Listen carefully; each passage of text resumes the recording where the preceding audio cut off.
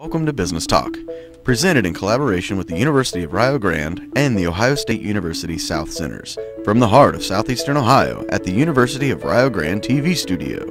Our goals are simple: promote the University of Rio Grande and the Ohio State University South Centers, as well as advocate local small business and their support organizations. More importantly, promote southeastern Ohio as a wonderful place to live, explore, and learn. There are many different ways you can find us. The University of Rio Grande Cable Access Channel 17, live online at blogtalkradio.com, and on YouTube if you are unable to catch our show live. Introducing our co-hosts, Jason Winters, Mike Thompson, Patrick Dengel. Thank you for tuning in. We hope you enjoy the show. Hey, welcome to our special show. You know, Mike, this is going on our 200th show. It's hard to believe we are that old. Holy moly. Yes. but our... Maybe one of these days we'll get it right. I think so. Especially when you have really good guests like we have today. That always helps. Yes, it does. Because we're not that entertaining. That's right. And our task is to find those guests that are very knowledgeable and those that have a lot of information. And today... it's our fortunate experience to have Susan Foltz. Susan is with the State of Ohio Development Services Agency up in Columbus. She's the Associate Director of the Small Business Development Programs throughout the state of Ohio. She's a small business manager, and we had the fortune to discuss earlier. She's also a business owner. She's currently she takes care of growing crops, soybeans. She's had a lot of experience in the dairy farm. She's an all-around really good person, even served in the military, which she was over working with learning how to take care of people on a medical basis. So I welcome you, Susan. It is great to have you here. Nothing greater than to have a distinguished individual like yourself come in and share some of the unique kinds of things that you've been involved in. And take a couple minutes and share with the audience a little bit more about who you are and what you do and things of that nature. Thanks, Patrick. I have been at the Development Services Agency for 13 years, all under the Small Business Development Center program. Worked in a variety of positions and now manage what we call our centers team to help our network of small business development centers across the state to service the small businesses in their community and to help them be successful in their operations and activities, reporting up to our stakeholders and all around.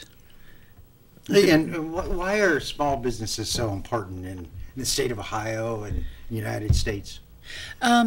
We see that they make up 90% of employees or jobs that are created are done by small businesses, and small businesses are classified as those businesses with typically 500 or fewer employees. So that's a big group of businesses. We see more and more businesses in the range of 10 to 50 employees, and that's kind of our sweet spot to work in. Yeah, very, very true. I know in Southern Ohio, we have many organizations. You know, I of course represent Ohio State University South Centers, a number of different business team individuals here at the University of Rio Grande. I'm very fortunate to work with Mike Thompson and with Jason Winters. They're both business owners like you. They are also in the educational process of helping other students understand that. And like you, I truly believe that small businesses are the key to our society and how it helps to develop communities. Yeah, they can truly bring economic development to a community by bringing in new jobs, and then those people that don't fit into the jobs offering them opportunities to help in their supply line or services that they need. So they really can make an economic community grow. That is very true. And, in getting ready for the show, we looked at a number of different topical areas. Tell us just a little bit about the SBDC program. You've been involved in 13 years. What does it entail? Okay. We start with an annual proposal that we do to the U.S. Small Business Administration in Washington. SBA. Yes. Yeah. And they then will fund us with close to $4 million right now. Then the state contributes almost $2 million with that. And then we put out grants. We put out opportunities to the small businesses or the small business community across the state. So we have local centers in colleges and universities, in chambers of commerce, in economic development offices. We have a lot of other nonprofit organizations like urban leagues where they're located.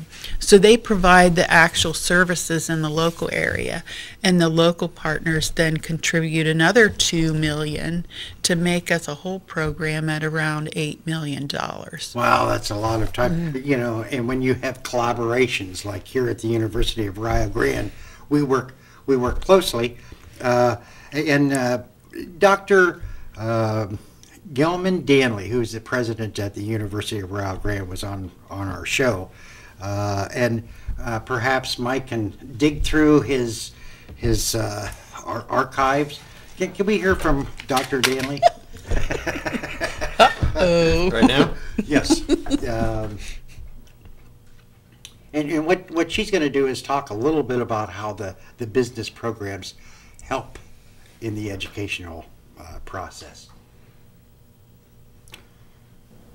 This is a terrific year for the University of Rio Grande and Rio Grande Community College.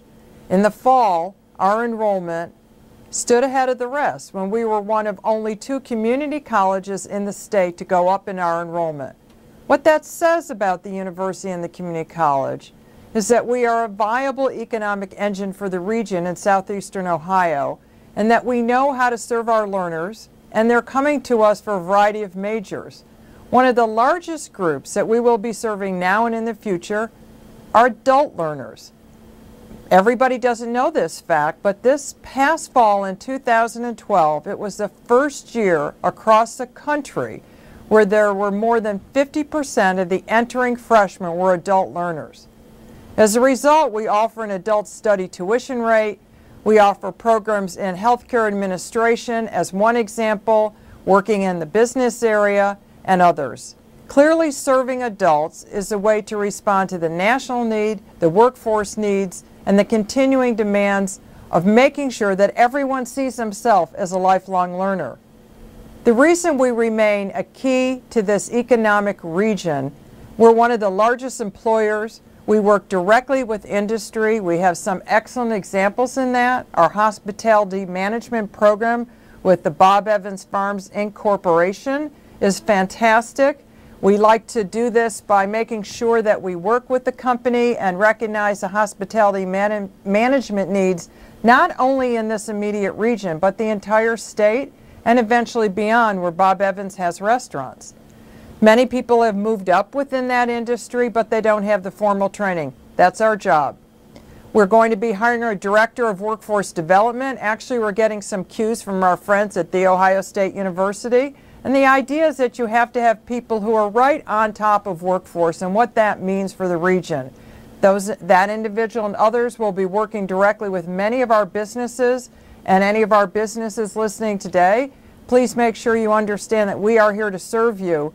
And the combination of the university and the public community college gives us the opportunity to act like a community college, which is one that is very responsive to industry needs, is less bureaucratic, and gets things done in an expeditious way. It's early on in our strategic plan, Decade of Dreams, but Rio set this up 2 years ago, and we're well into accomplishing many of the strategic goals. We talked about upgrading facilities. I happen to I'm be going to ask. talking from one of the facilities that will have a $3.5 million upgrade, Wood Hall, our largest classroom building. We've also talked about building new programs, as I mentioned, the adult learning program, a variety of other options. I really hope everyone takes the time to look at the strategic plan online at www.rio.edu. So we have a great deal to talk about today, and I'm looking forward to our role in how we serve the region and beyond, and the kind of gifts that we're receiving. Well, a lot of great gifts, $100,000 recently from Bob Evans Farms, the Austin Knowlton Foundation in Cincinnati for scholarships, and many others. So we're appreciative to have this opportunity, and let's get talking. I want to thank Dr. Danley. She's been a very vibrant, enthusiastic president for the University of Rio Grande, and a lot of good things. In the state of Ohio, of course, the small business development programs don't just work with Ohio State University or with the University of Rio Grande. Care to share with the listeners some of the other kinds of programs or things that are happening with our students throughout the state of Ohio? Sure. In Marietta, we have an SBDC located at the Washington State Community College, and they do student projects where they'll have a group of students work with a business owner to improve an activity that they're working on, or maybe develop a new marketing idea. And they do that same kind of activities at Wright State University. They have teams that work on international projects with businesses at Youngstown State. And the Ohio State University in Columbus also has an export internship program. So where the colleges understand that it's important for students to have that one-on-one time with the business, to spend some real-world time at trying to resolve issues, is a very big dynamic in preparing them for business ownership. Boy, isn't that the truth? You know, Mike, you're a worldwide traveler. And At least half the hemisphere. and you have seen different educational programs throughout the Europe area, and we've been fortunate to talk with some of the students from different parts of the global market. And it seems interesting. Students want to learn a lot about business and how to promote their own country and their own culture and different things. Yeah, they want to do their own thing and see their ideas come to life. Yes. And make money with it. Yes. Yeah. And, you know, some people say, oh, I don't want to make money, or I don't want to make too much money. I don't want to be greedy and things of that nature. But, yeah, you know, it isn't money just an energy. It allows us to do those things that we feel are important. Yeah. And reinvest and grow and take on some new opportunities. Yes. And I know that I work with a number of different small businesses, whether they're students or individuals that have left the school arena, and everyone has some really great ideas. You know, as you have found, you know, in near Columbus State University, they have a very active program with the Chamber of Commerce. Mm-hmm. And they are very actively involved in the social media. And you know, it just has a big pot. And Ohio, you know, Ohio has so many different flavors. I think if you go up north and you look at the business community, and then you compare that with some of the other communities down south, we're a little bit different, wouldn't you say? Right. Each area has its own sort of market and feel. You get inner city, urban, and rural all within one state. It's a variety of agriculture, manufacturing, retail, hospitality. It's just a big melting pot. Yes, it is. And so if I put you on the spot and said, which group did you like the best, you obviously would say down here. Yeah. So I won't need to ask that question. But you know, working in Columbus in the state, you have some partners or associates that you find. You know, who are some of the people you work with up in the state? Well, within our office, we have the Development Services Agency has a focus on serving individual Ohioans, as well as businesses, and then communities. We have programs that help with people that need energy assistance, energy upgrade assistance in So their if I get homes. tired, I can call them and they can give me some energy? Oh, no, not that kind of energy. Oh, okay. Like electric. Oh, okay. During the Okay. winter time, if they need help with their electric, that all comes from our office. And then, of course, we talked about the business side. There's even more in the business area, but then they do community work. So they set up community development block grants to allow communities to get a way to infuse new businesses. They have downtown revitalization programs where they get money to help those businesses in the downtown do a new facade or make themselves a little more pleasing, offer some different things to bring people back into the downtown. A lot of communities seem to have that issue. They roll up the carpet at 5 o'clock. That can be very true. Well, you know, how do you keep everyone? You know just about everyone in the state of Ohio, don't you? Oh, no. But I know if I need something, I know where I can call on somebody that does know. So it's having all of that pulse on all the different areas. Like we partner with the Department of Taxation, the Treasurer's Office. There are business opportunities available there. Yes, there are. So they've got the 50% tax deduction Yes. for small businesses. And some of our clients have taken advantage of that. Yes, and then there's the Grow Now program from the Yes. Treasurer's Office Yep. to give them that reduced interest rate. But to understand how all of that can come together and help businesses take advantage of everything that's out there is important. Well, you know, here at the University of Rio Grande, there are a number of key individuals. You know, one has been the dean, Dr. Zach Sharif.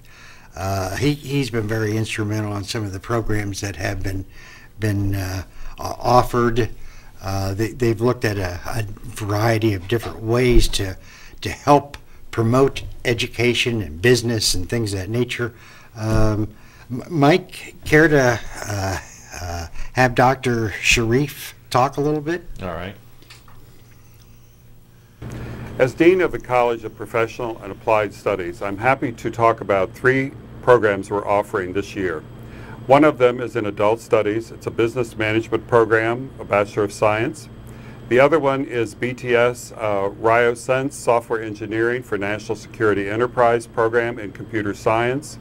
And a third one is the Hospitality Management program in partnership with Bob Evans Farms Corporation.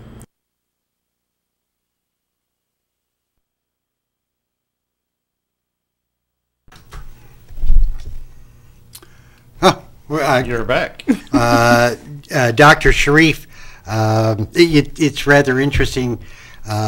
He has a variety of different programs that were instituted, and as a matter of fact, that's where Jason is right now. He's helping with some of the programs and getting a new individual here at the University of Rio Grande that will be dynamic as the two have been doing.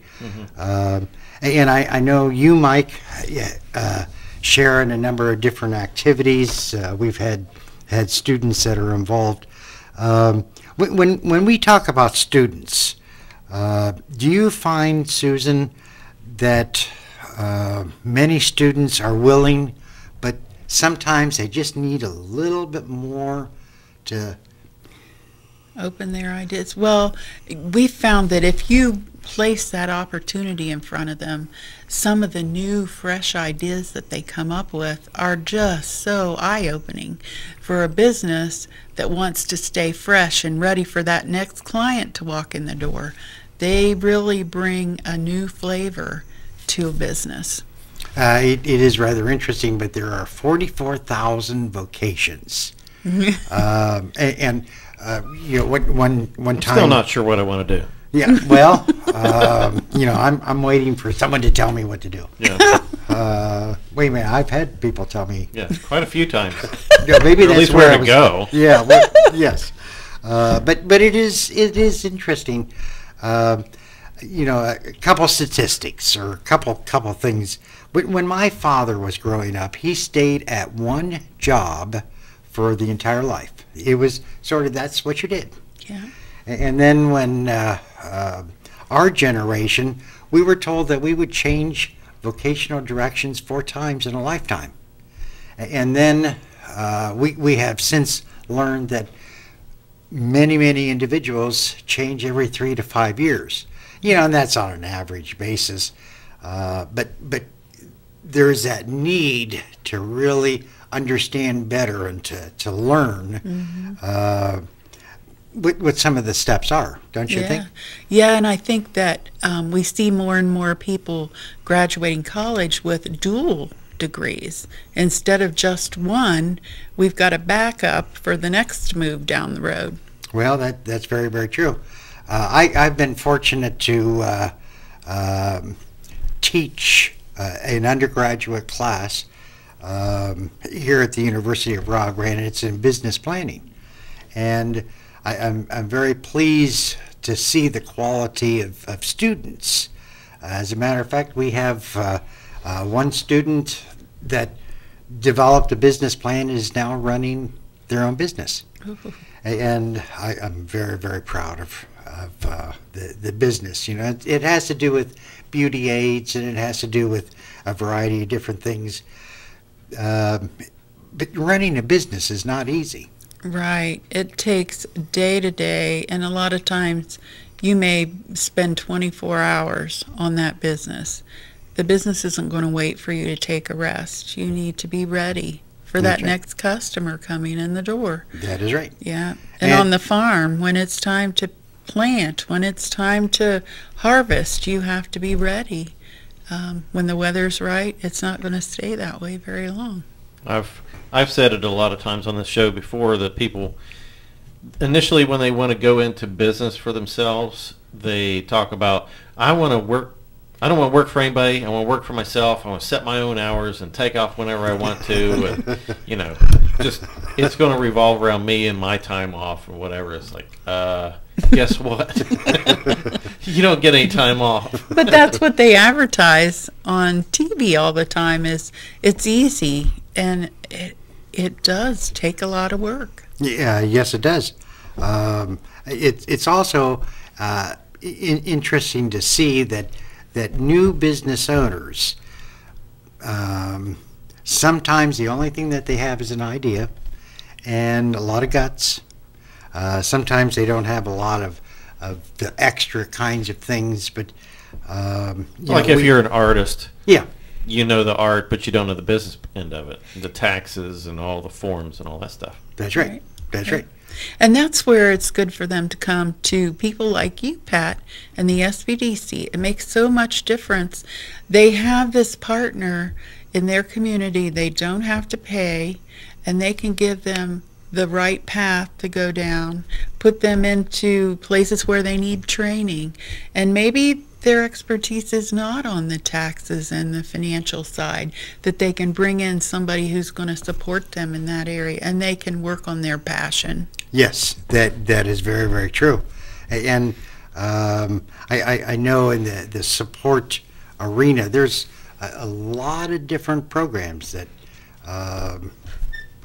collaborate with other economic development programs or with business meetings. As a business owner, are you involved in any community outreach programs? Not as much as I used to be when our kids were in 4-H. I was the 4-H advisor for more than 25 years. Oh, fantastic. So that in itself got you involved with the community. More and more now with church. And since the kids are grown, we're starting to get our grandkids involved in it. It's a lot of work, but you want to make time for it because it feels good. Yeah, that is true. You know, it's interesting, somewhat true story. I was sitting on my porch, and all of a sudden these little kids came onto my porch. And you know, as we older people... You said, get off my grass. Get off my porch. And my wife came out and says, now, Pat, leave your grandchildren alone.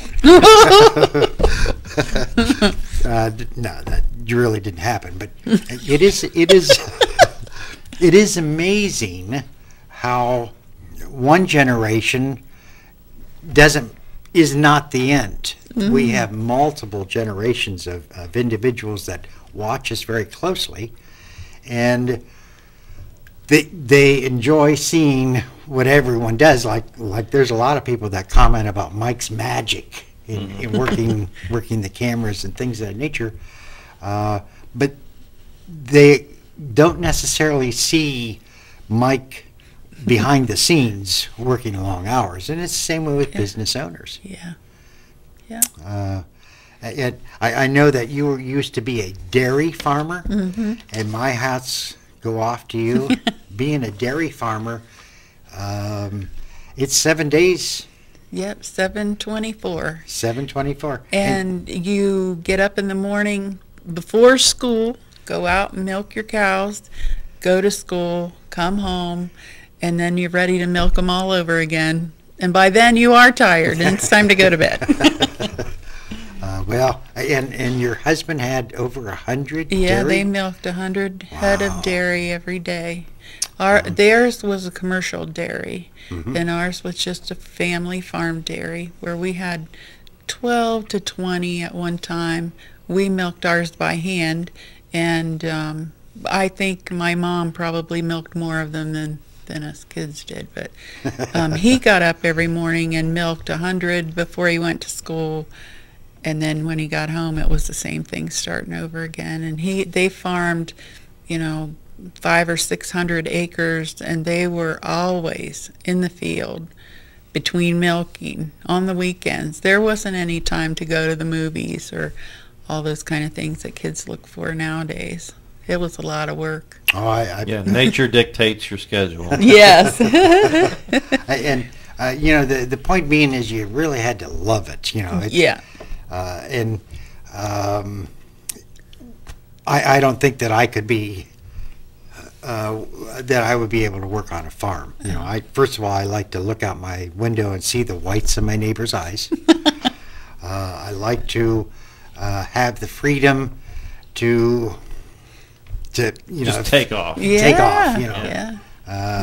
And some occupations like farming really requires a lot of perseverance and a lot of dedication. And I asked Jason this one time why he got involved in goats and raising the goats and things of that nature. And Jason's a businessman, but he also said that you have to love what you're doing. And that's one of the things that we look for is how passionate are individuals. Oh, yeah. And you have to be very passionate to sort of do some things. So we have a variety of different programs that support. And one of the questions that I wanted to find out from you is, were you actively involved in any Chamber of Commerce's? I did activities with them, but it was not as a member. It was more as a speaker.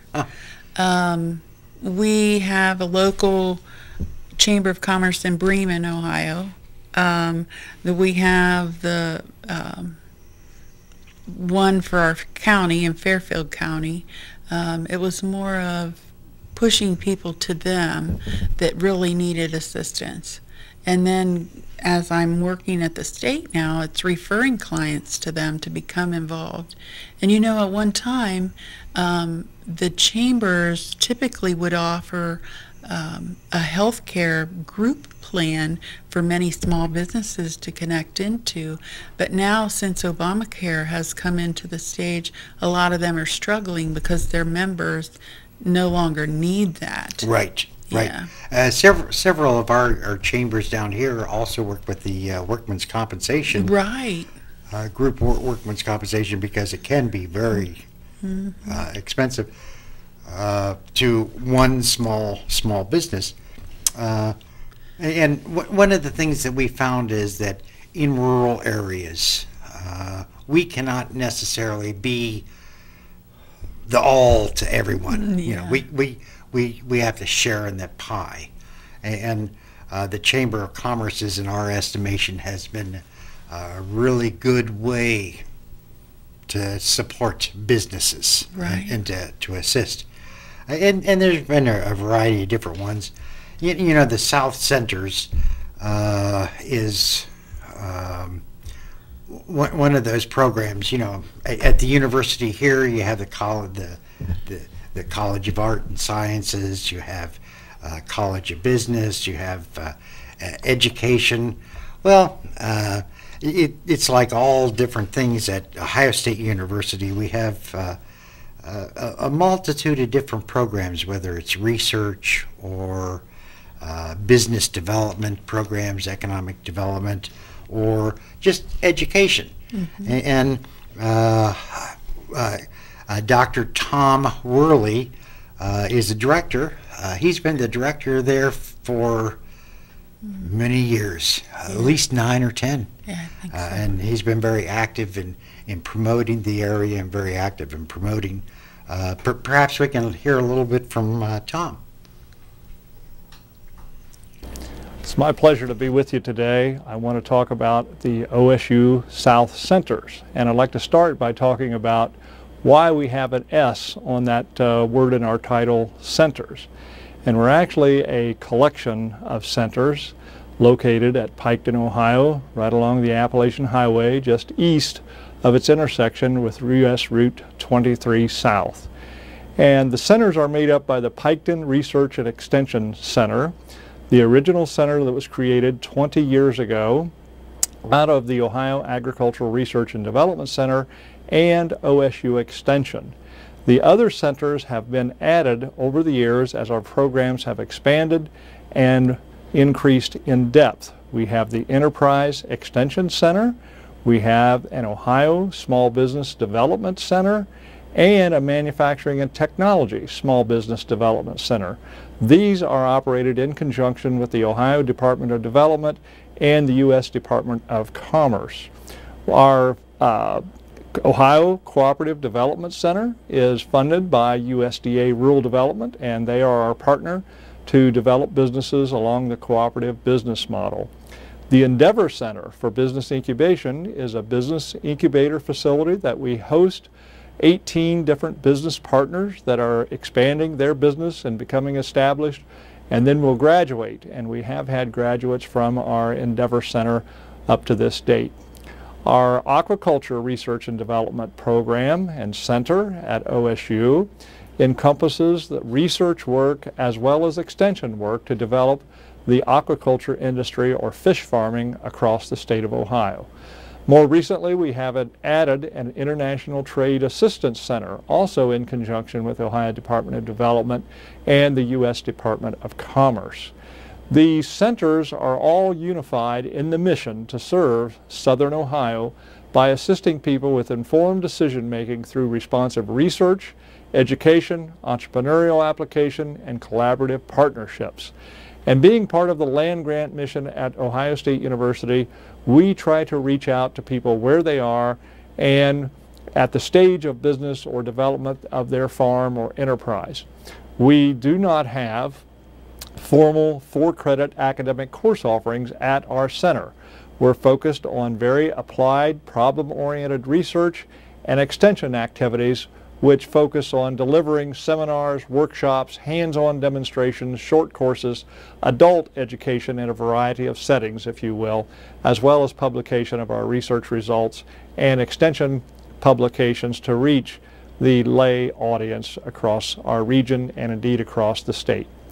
In terms of a vision for South Centers, we're out to create an environment where research-based educational resources unite to inspire confident decision-making by fostering objectivity in research and extension programming, in other words, supplying an unbiased view of the issues and problems and decisions that people have to make, interacting with the public and responding respectively to their needs and opportunities. In other words, we like having input from clientele to direct our focus in research and what projects we take on in terms of education.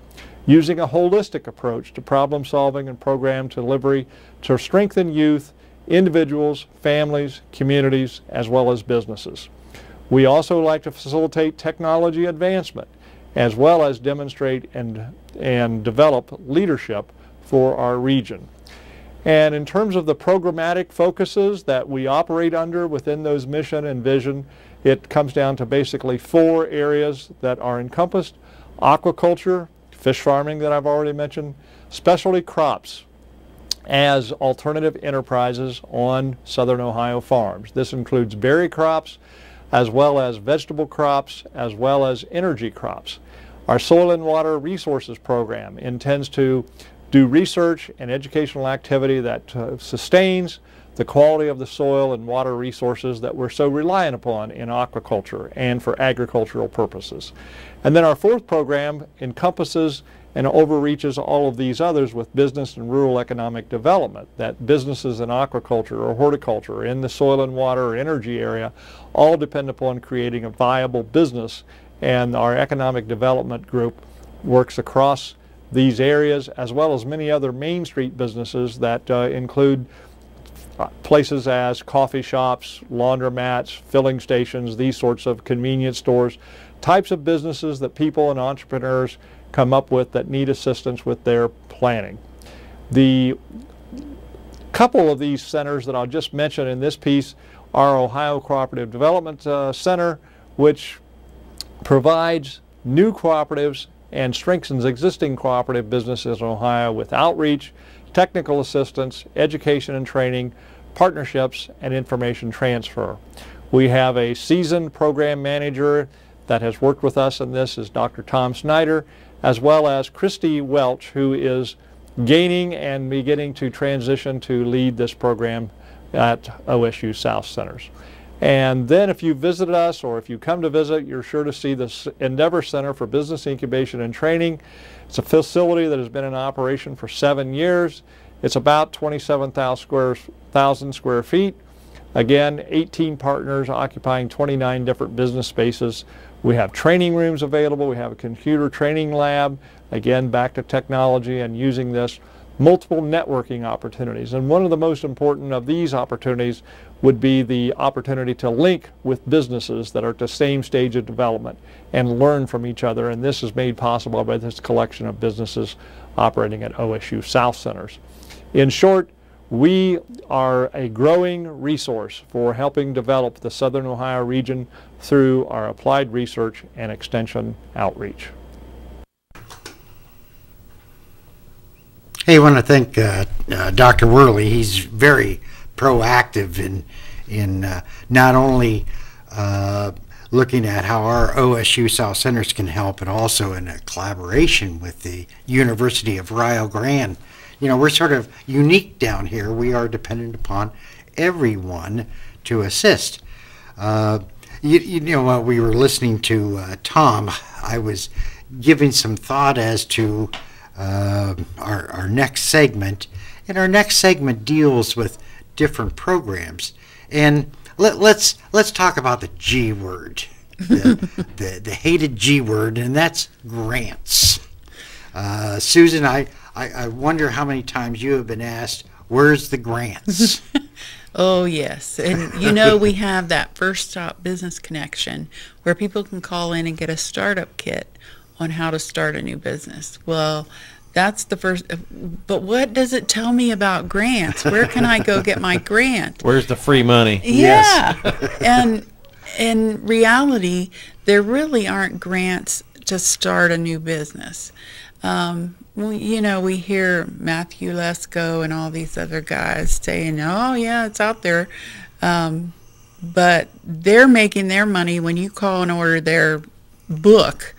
And 13 years ago, I called and ordered that book, Pat. I did around 17 years ago. Yes. And it's probably the same. Yeah.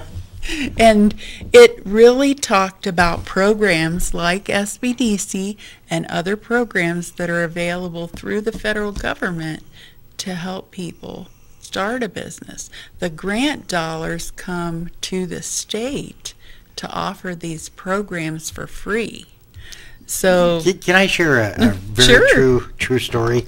I had a client come in, and he had paid $400 for a lot of free information. One of the things they said is, if you buy this book of information, you'll get a lot of freebies. And so he paid $400, and at the top of the list was my name, SBDC, because in a particular area. And so he came in asking what Mike just said. Where's my money? And The free money. yes. And the things that they were selling on the internet, we provide at no cost. So yes, you're absolutely right. Grants really go to the nonprofit or those organizations that oversee. There's you spend a lot of time making sure that we all fulfill the requirements of the grants, do you not? yes, I do the on-site reviews, which I was at OSU South Centers this morning, to make sure that you're seeing clients, you're reporting your activities, all of our financial obligations are falling in line, and we've got everything checked off so that we can pass an audit from the federal government. We also look at how you set up new programs. You have training programs and you take evaluations, and then you review those to see how you can do the current programs better or to offer something new. And one of the new things going on right now is all this social media and looking for new ways to get involved with that and how to do it correctly for business. If you're going to have a blog, you need to offer something valuable to your readers to have them return. Otherwise, they won't come back. That is very true. And it's hard to keep them engaged if you're not giving them something, the next step down the road, instead of something that we heard 50 years ago, something new. That is very, very true. And so the monies that come from the federal government really help you as the state agency, and it helps the organizations in the different communities provide tools. Correct. And provide time. Correct. Let's talk a little bit about the SCORE. Okay. SCORE is a sister agency of the SBDC, and Small Business Administration establishes a SCORE program to do what? They actually offer free counseling too. Their members of SCORE are former business owners that have a level of expertise within their business that they can help mentor other people. They offer training programs also. But it's best when we work together as a full team You're to right. understand all of the expertise we have in the room and be able to draw on all of that expertise. So if somebody comes in for farming, maybe I can help them on the dairy side. When it comes to goats, we would have to send them off to Jason. Jason wants more kids. Yeah. Yeah, but that is very true, that we all have to be partners within this. We talked a little bit about the programs, and we talked a little bit about the grants. Since there are no grants, actually there are, I think. And I think when we talk about the lending opportunities, sometimes if you receive an interest of 3% rather than 8%, well, that's 5%. Yeah. And if you amortize, but it's a hard word. Amortize. Yeah. When you break it down over the months, how much interest you'll be paying, that's a sizable amount of money. Yeah. And so grants do come in certain kinds of forms, but Right. just not in that cash. Is there a general rule to grants as far as if you have an idea, is there a grant for it? Is there an idea behind what a grant should be for? Just in general, like, would I have an idea that would apply to a grant? Does it have to help something, a government or a... Not necessarily, because you may find grants that have humanitarian backgrounds that will offer food, clothing, those kind of assistance. You may find a grant that would be applicable to an existing business once they reach a threshold of so many clients. They may be able to get a grant that will allow them to hire some more people? Train their people. Okay. That maybe train their people instead of hiring more. Or they call them grant programs where you can get youth involved in business as interns. There are a lot of different opportunities there. There are opportunities with veteran assistance.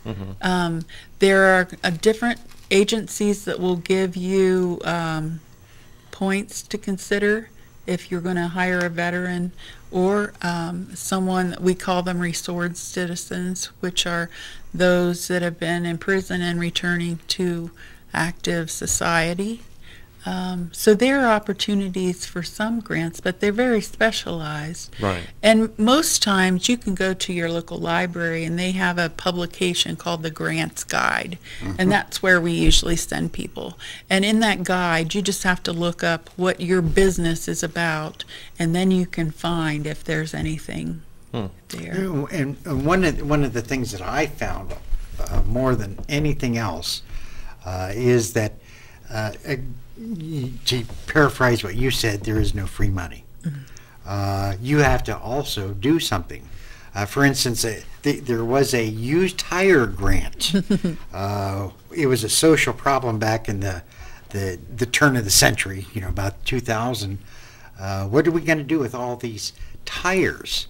And so the state of Ohio, in one of the departments, put out a grant in which if you come to the table with $50,000, they will match that if you can do something with tires.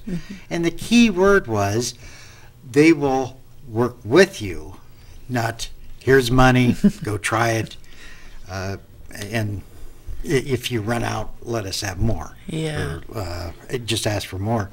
So all grants have a lot of things tied to it, and you have to sort of look at what the social issues are. And they don't just let you go. It's like, here's $50,000, have fun. No. There's reporting, internal reporting, and an end report, and all kinds of, you have to be accountable for what you did with it. Correct. Just like here at the University of Rio Grande, you are evaluated, we are evaluated. I would imagine the state office is evaluated. Yes, we are. We get evaluated by SBA, our federal partner, in several different ways. The first is our financial evaluation. So they come in and make sure that we're spending the money correctly. And our program requires a 100% match. So for every federal dollar we get, we have to have another dollar to support it. And 50% of that match has to be cash. Wow. And so you're looking for ways in which to match that. You have to show what you have done in the past. Right. And so it really becomes a game of we've done this, we need to do some more, etc. So yeah. So. And so SBA gives us those funds, not just free to use as we expect, but they have goals that they want us to work toward too, which is capital infusion is one of our goals. So for each of the clients that we help, we have to try to garner from them how much money we help them get in loans or in specialized grants, or if we've saved them money, if they've contributed equity to their company. All of those come into capital infusion. And then they also want us to track the number of business starts. So we're going to work with a company starting at the business planning stage and then be able to take them on to the next step and prepare them with that business plan, get their money to get them opened. And in most cases for a startup, that has to be funding from family, other partners. You have to have good credit if you want to get a loan. And SBA will help back those loans with their loan guarantees. And then the next step is opening and finding those clients and marketing to reach more clients and keep the growth pattern going. And you come to the SBDC to make sure that that success track is where you are. Yes, and you brought up a couple of points, and one of them is acquiring loans. Most individuals feel that if they're going to start a business, government should give them a loan, and that's not necessarily the case. Sometimes you can start a business with limited amount of monies. We wanted to. We asked David Nadler. David is a financial risk officer with the Ohio Valley Bank. Ohio Valley Bank is a major contributor to small business programs in the Gallipolis area and really Southern Ohio. And he does a really good job of sort of mapping out what banks are looking for when it comes to loans. Thank you, Patrick and Jason. It's a pleasure to be here today. I just want to go over a couple of topics as it relates to small business lending. And one of the first things you'll do as a borrower is prepare your financial information, whatever that may be for your purpose, so that you can present it to the bank for your request. A lot of times that information will include projections and historical information on the business that you wish to borrow money for. Projections are normally always required for new businesses, and normally there might be some kind of repayment even beyond those for a new business. That repayment may come from a job that you may hold or a spouse's income, whatever the bank may want to look depending on your situation. Also, there are a lot of differences in different loan requests. Obviously, a $1,000 request is different than a $6 million request, and there will be different requirements and different expectations for experience from the bank for that type of a loan. Normally, the bank will want collateral on all loans, although unsecured loans are done, but generally in business, unless you've already got a pretty strong relationship with the bank, they'll want some type of collateral. After you've presented your information, the loan officer will normally take that loan through the approval process. That may be simply the lender granting approval, or it may need to go through a series of committees depending on the type of loan and also depending on the amount of the loan. As that loan goes through the underwriting process, there may be additional questions that come up for which the loan officer may ask you for additional information. As always, once the loan is granted, the bank does expect to be repaid, and I highly encourage you to understand the agreements that you sign and also understand that the bank's going to take whatever action is needed in order to collect the loan. If you quit paying, which we hope nobody quits paying, but sometimes that happens, we will, take every effort that we need to take as a bank to collect any amounts due. One of the things that businesses need to do is be sure that they complete all their due diligence as far as everything that you need to do to understand what the loan is going to do for your business, what impact it will have, what advantages and disadvantages it could cause you. So you go into the situation with all the knowledge you need to make that business loan and that business venture successful. If for some reason the business venture is not successful, obviously there will be repayment from some other source, which is why I mentioned before, the bank will look at all sources of income to give you every probability that that loan will be able to be repaid as it was agreed in the original contract. Another item that I see frequently is sometimes borrowers don't carefully read their loan documentation, and I encourage you, when you get a loan, get that information beforehand. Make sure you understand all the provisions of the contract. Obviously those provisions are different depending on the type of loan and the borrower, but you do need to understand those and understand what your requirements are under that situation. In some cases it may make sense to not borrow any money. Sometimes businesses can grow, albeit a little bit slower than if they had borrowed money. But that slow growth does allow the owners to grow into managing a larger organization. Some business owners have different skill sets, and they need to learn, just like someone in school needs to learn, how to operate their business. Large businesses do require a different type of management than a small business with no employees. So please keep that in mind as you embark on your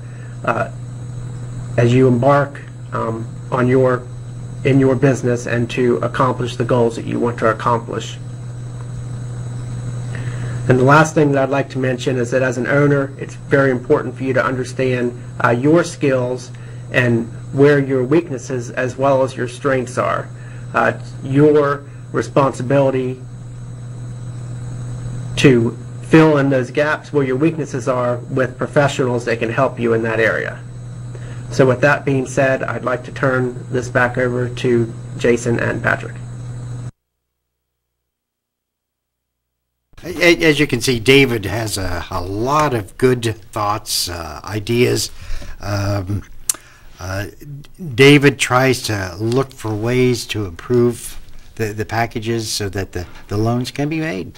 And, we only have a few more minutes before we're going to end the show here. Let's talk a little bit about business successes in Ohio. All of us are working towards those businesses that are financially stable, and each one of us have sort of a definition of what a business is successfully. What's your thoughts? I would say a business, you have to understand what's important to an individual, the business owner, to say what their success ratio is. If I want to be a millionaire, if I want to make enough money to be sustainable, to prepare for retirement, so you need to set that plan out in the beginning when you're setting up your business plan to make sure you have an exit strategy. Okay, I'm going to work this company for 10 years and then I want to sell it and be able to retire from that. You mean Chapter 13 isn't an exit strategy? Oops. That's a oops strategy. But that leads us to, there are many more failures than successes in business nowadays. You say the average business doesn't last past 5 years. And look at how many businesses we have out there are more than 5 years old. Well, it is interesting. Let's take Scioto County.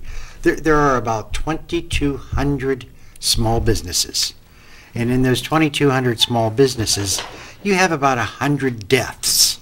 And I don't mean to be morbid, but let's just call a business is no longer a business; it's a death. Mm-hmm. But there are also 100 new businesses that start, and throughout the state of Ohio, you said 90% of all businesses were small businesses. And I think you have seen some small businesses successfully meet. Yes. I would say one really good success we had within the opportunities for Ohioans with disabilities. We had a program where we provided counseling assistance to businesses or to disabled individuals to start a business. And one of those was a sewing machine and vacuum repair shop. I remember that. And they opened right in our backyard. It was amazing the amount of community support that they had for their opening. And when we had their grand opening, I took one of my old sewing machines in to have it repaired. I would go back anytime. They have outstanding customer service. They pay attention to you when you're talking to them. And they listen and try to understand what you really want. And that's what true business owners do. They look at what the customer wants, and they try to structure their business to be able to meet that need. And maybe right now it's one person, but as word spreads, then it mushrooms. Oh, yeah. Yes. In our particular area, we were fortunate to see a number of different businesses. We have seen a manufacturer, Silverbridge Coffee House, or coffee manufacturing company, that does not sell coffee by the cup. They sell it on a wholesale basis, and they are gaining great notoriety. And then we've had other retail. We have a young man in Portsmouth who started a clothing store and doing very, very well. So successes are extremely important. We only have about 1 minute, Sure. or we have no minutes. We can go as long as you want. We have about 1 more minute. Okay. Basically, Susan, I want to thank you very much for being on our show. It's always a pleasure to have individuals from the big city come to us and share some of the things and let us know that we're right on track with everyone else. Yeah, and it's nice to be in the big city, but when you have a heart for the small communities, this is always a nice trip. Well, we really appreciate having you here. Again, thank you. For Jason, I'm Patrick. I'm Mike. Susan. Thank you for listening, and have fun.